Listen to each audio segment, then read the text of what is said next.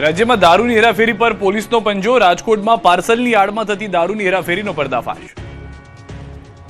રાજ્યમાં દારૂની હેરાફેરી ડામવા પોલીસ એક્શન મોડમાં છે. ત્યારે રાજકોટમાંથી પોલીસે દારૂની હેરાફેરીનો ચોંકાવનારો ખુલાસો કર્યો અને પાર્સલની આડમાં થતી દારૂની હેરાફેરી ખુલ્લી પાડી. બીજી તરફ મહેસાણામાં પોલીસે દેશી દારૂની ભઠ્ઠી પર દરોડા પાડ્યા. જ્યારે વાપીમાંથી દેશી દારૂ બનાવવામાં ઉપયોગમાં લેવાતા નવસારના મોટા જથ્થા સાથે આરોપીને ઝડપી લીધા. દ્રશ્ય જુઓ. પહેલી નજરે આ ડબ્બા સામાન્ય લાગશે, પરંતુ સામાન્ય લાગતા ડબ્બાનો ઉપયોગ દારૂની હેરાફેરી માટે થતો. રાજકોટમાં પીસીબીએ પાર્સલ મારફતે થતી દારૂની હેરાફેરીનો પર્દાફાશ કર્યો છે. ફેસપેક પર અને સ્કિન કેર જેલના નામે મોકલાયેલા પાર્સલમાંથી અંદાજે 2,65,000નો દારૂ મળી આવ્યો. પતરાના ડબ્બામાં નાની નાની દારૂની બોટલો છુપાવી વચ્ચે ભૂસું ભરીને પેકિંગ કરવામાં આવ્યું. જોકે બુટલેગરોના નવા ખીમિયાની પોલીસે નાકામ બનાવી દેતા દારૂનો જથ્થો જપ્ત કરી લીધો. દારૂ મોકલનાર મંગાવનારની શોધખોળ હાથ ધરવામાં આવી છે. આ તરફ મહેસાણાના કડીના દેવસણા ગામે ચાલુ દેશી દારૂની ભઠ્ઠી પર પોલીસનો સપાટો બોલાવ્યો. એલસીબી ટીમે રેડ પાડી 1.12 લાખનો મુદ્દામાલ અને 4400 લીટર દારૂ નષ્ટ કર્યો. મહેસાણા એલસીબી ટીમે કડીના દેવસણા ગામે તળાવ કિનારે આવેલી બાવળની જાળીઓમાં દરોડા પાડ્યા. પોલીસે સ્થળ પરથી 4400 લીટર વોશ અને પ્લાસ્ટિકના 23 મોટા પીપ સહિત કુલ 1.12 લાખ રૂપિયાનો પ્રોહિબિશનનો મુદ્દામાલ ઝડપી પાડ્યો. પોલીસે તમામ સામગ્રી અને દેશી દારૂ બનાવવાનો વોશ સ્થળ પર જ નાશ કર્યો. આ તરફ વલસાડ એસઓજી પોલીસની ટીમને મોટી સફળતા મળી છે. દેશી દારૂ બનાવવામાં ઉપયોગમાં લેવાતા નવસારના મોટા જથ્થા સાથે 2 આરોપીની ધરપકડ કરી. આરોપીઓ પાસેથી 15,000થી વધુની નવસારની સ્ટીકરનો જથ્થો કબજે કરાયો. પકડાયેલ આરોપી સુલેમાન ઇબ્રાહિમ શેખ ભાજપ લઘુમતી મોરચાના વલસાડ તાલુકાના પ્રમુખ હોવાનું પ્રાથમિક તપાસમાં બહાર આવ્યું છે. ભાજપમાં હોદ્દા ધરાવતા હોવા છતાં આ પ્રકારની ગેરપ્રવૃત્તિની સંડોવણી નીકળતા રાજકારણ પણ ગરમાયું છે. સુરતના પુણા ઉમરવાડામાં બોગસ ડોક્ટરનો પર્દાફાશ. ડિગ્રી વગર દર્દીઓની સારવાર કરતા 4 ઝડપાયા.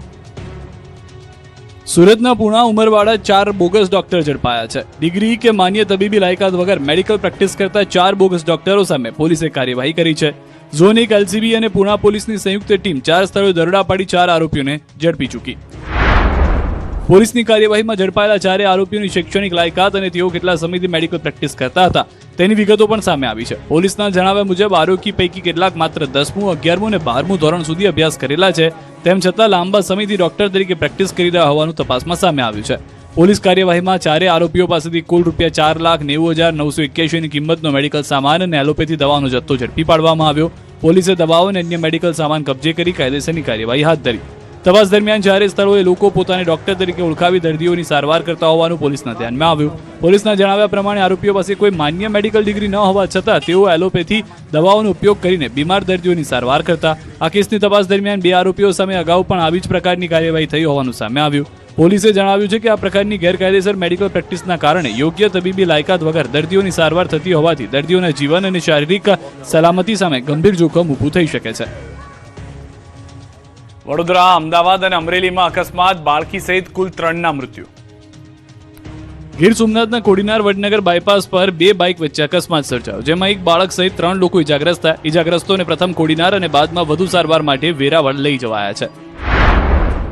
વડોદરાના માણેજા ક્રોસિંગથી જાંબુઆ તરફ જતા રસ્તા પર બાઇક ચાલકે મહિલા અને 2 બાળકીઓને અડફેટે લીધી, જેમાં એક બાળકીનું મોત થયું. રાત્રિના સમયે પૂરપાટ ઝડપે પસાર થતા બાઇક ચાલકે મહિલા અને બાળકીઓને ટક્કર મારી, જેના પગલે સમગ્ર વિસ્તારમાં અફરાતફરી મચી ગઈ. દુર્ઘટના બાદ ઇજાગ્રસ્ત 3ને હોસ્પિટલ લઈ જવાયા હતા, જ્યાં તબીબોએ એક બાળકીને મૃત જાહેર કરી. રક્ષાબંધનની પૂર્વ રાત્રિએ જ બાળકીનું મોત થતા પરિવારજનોમાં શોકનો માહોલ ફેલાયો. આ તરફ અમદાવાદમાં એલિસ બ્રિજ પાસે કાર ચાલકને નડ્યો અકસ્માત. પૂર ઝડપે આવતી કાર ડિવાઈડર સાથે અથડાઈ હતી. કાર ચાલકે સ્ટીયરિંગ પરથી કાબુ ગુમાવતા અકસ્માત સર્જાયો, જેમાં કારમાં સવાર ચાલક ગંભીર રીતે ઇજાગ્રસ્ત થયો હતો.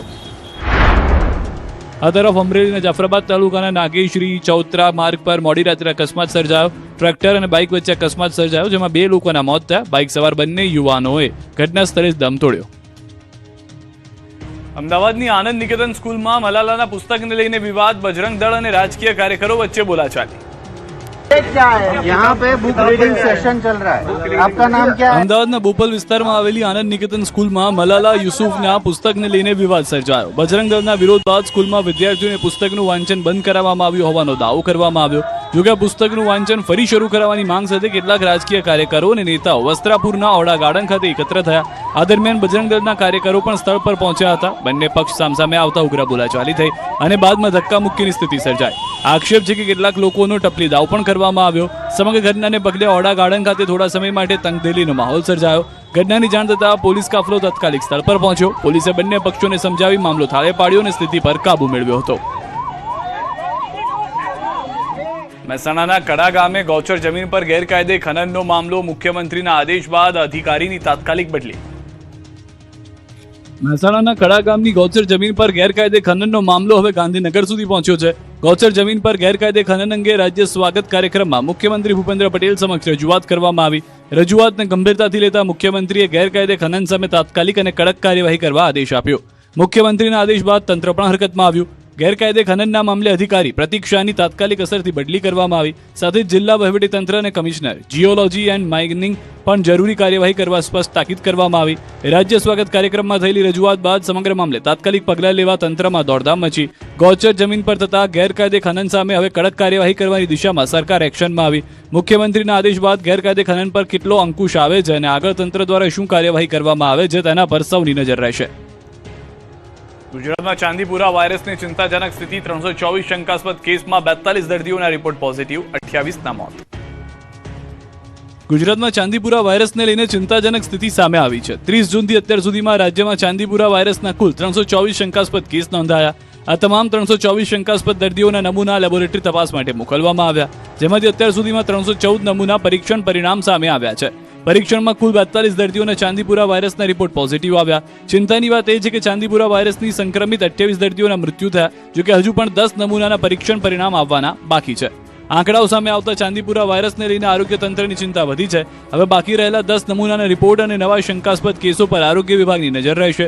રાજ્યમાં ચાંદીપુરા વાયરસના સંક્રમણને રોકવાની શંકાસ્પદ દર્દીઓની સમયસર સારવાર માટે તકેદારી વધુ મહત્વપૂર્ણ બની છે. માની જશે મેઘરાજા, 1 સપ્ટેમ્બર બાદ વાતાવરણમાં પલટાની શક્યતા, 12 સપ્ટેમ્બરથી વધી શકે છે વરસાદનું જોર. તારીખ 3 થી 10 સપ્ટેમ્બરમાં વરસાદ થવાની શક્યતા રહેશે.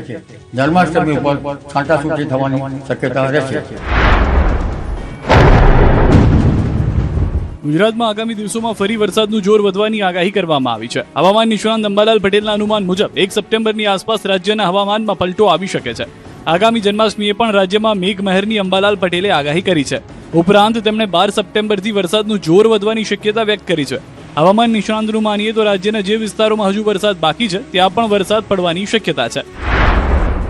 3 થી 10 સપ્ટેમ્બરમાં તો વરસાદ થશે, પરંતુ 12 સપ્ટેમ્બરમાં દરિયામાં ભારે પવન ફૂંકાવાની શક્યતા છે. હવામાનમાં 12ની આસપાસ પલટો આવવાની શક્યતા છે અને 12 તારીખથી લગભગ દક્ષિણ ભારતમાં પણ વરસાદ થવાની શક્યતા છે, જેની અસરો છેક અરબી સમુદ્ર સુધી થવાની શક્યતા રહેશે. હવાના હળવા દબાણ ઊભા થવાની શક્યતા રહેશે, એટલે 12 સપ્ટેમ્બર પછી પણ સારો વરસાદ થવાની શક્યતા રહેશે. આ તરફ નેપાળમાં સર્જાયેલી કુદરતી આફતને લઈને પણ અંબાલાલ પટેલે મહત્વનું અનુમાન વ્યક્ત કર્યું. તેમણે જળ સંબંધિત ઘટનાઓ અને કુદરતી આફતો અંગે સંકેત આપતા હિમાલયમાં વધતા બાંધકામ અને વૃક્ષોના નિકંદન અંગે ચિંતા વ્યક્ત કરી.